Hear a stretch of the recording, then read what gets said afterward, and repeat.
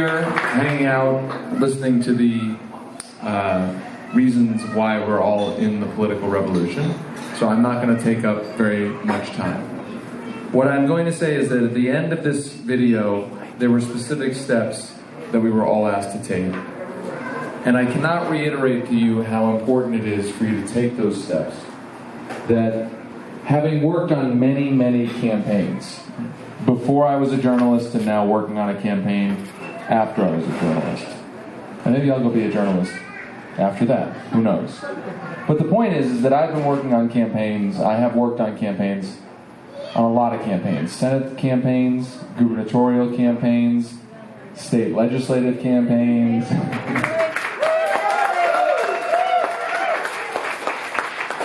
And now a presidential campaign. And every campaign that I have worked on has been a campaign of a challenger taking on the establishment. Every single one.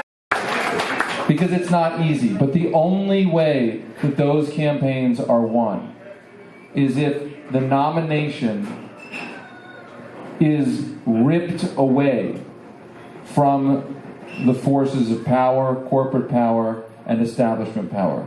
That there is no easy path for anybody taking on the political establishment. That the only way that victories like that can happen is if everybody in this room and everybody in 4,700 other rooms across the country today not only comes together to feel a sense of solidarity with each other tonight, but goes forward and does the hard day-to-day work of organizing and getting as many people as possible involved. That is the only way that power will be, that we, and we being the 99%, will take back power in this country. But the good news is that there's 4,700 events happening across the country today.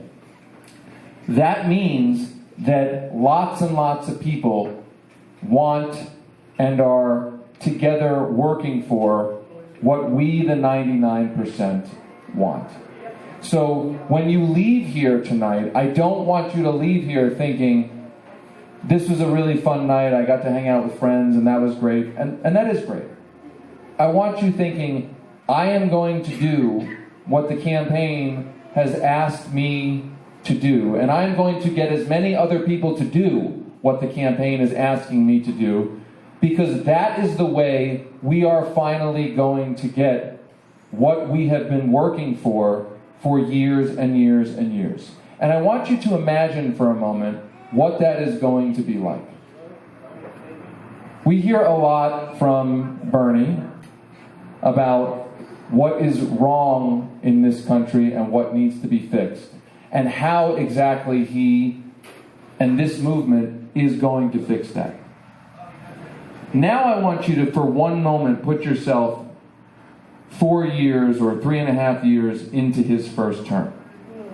And I want you to think where you are after all of the work that we're all going to be doing. I want you to think that you're going to be telling your family members, your friends, your coworkers, your kids. I remember when America was a place that did not guarantee health care as a right to all people. And I know you can't believe that that was ever the case, but that really was the case. I want you to think 4 years into the future, when you're telling your friends, family, coworkers, you're reminiscing, I can't believe we paid people a minimum wage of $7 an hour. Of course we're now paying people a living wage as a minimum wage. I want you to think when you say Social Security was only what it is now, and I can't believe that that was only the guaranteed retirement income in the wealthiest nation in the history of the world. And I can't believe we had a criminal justice system that was as draconian and as punitive as it is now. Think forward to what you are telling your family members, friends, co-workers, and children. about what the society was before you and I and all of us did the work that we must and need to do immediately, right now, going forward from this place. Because that is going to happen, and you are going to get to say to the people, to those folks, that you were part of this, that you were the most important part of this, not just a part, the most important part. And when you think about climate change, I mean, that's the biggest, one of the biggest ones of all, if not the biggest ones of all. I can't believe we were still here in Colorado, a place that is dominated by the oil and gas industry. I cannot believe that while scientists were warning us that essentially civilization was going to end, we were still fracking and drilling and allowing all of that to happen in an unbridled way. And thank God we woke up and walked out of a place like this tonight and did what we needed to do to make a better future, a survivable future for our kids.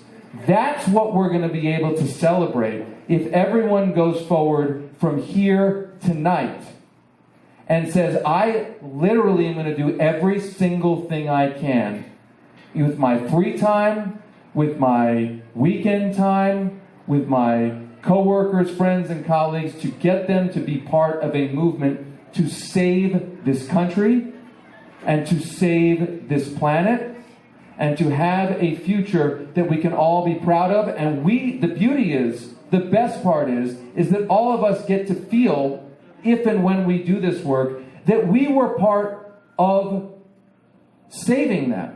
That, you know, the movies in Hollywood where it's, you know, the guy goes to the meteor and saves the world? We all get to be the ones to save the world right now. So as bad as the impending potential apocalypse is, the beauty is we're all in the movie. We're all the center. We're Bruce Willis in Armageddon.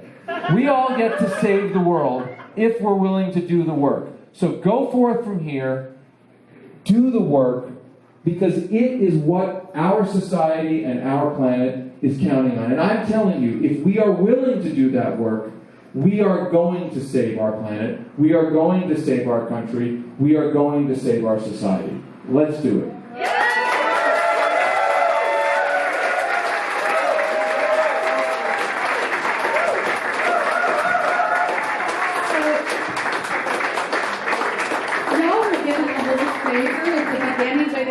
About to get a picture of this. So you were given a favor at the beginning, right?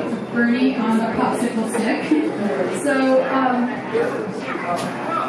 I would love for everyone to hold that stick up if you were in and willing to do even just a tiny piece of something to get Bernie elected.